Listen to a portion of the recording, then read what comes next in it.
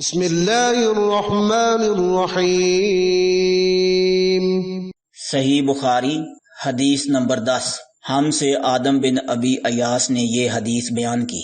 ان کو شعبہ نے وہ عبداللہ بن ابی الصفر اور اسماعیل سے روایت کرتے ہیں، وہ دونوں شعبی سے نقل کرتے ہیں۔ انہوں نے عبداللہ بن عمرو بن عاص رضی اللہ عنہ سے وہ نبی کریم صلی اللہ علیہ وآلہ وسلم سے روایت کرتے ہیں کہ آپ صلی اللہ علیہ وآلہ وسلم نے فرمایا، مسلمان وہ ہے جس کی زبان اور ہاتھ سے مسلمان بچے رہیں، اور مہاجر وہ ہے جو ان کاموں کو چھوڑ دے جن سے اللہ نے منع فرمایا۔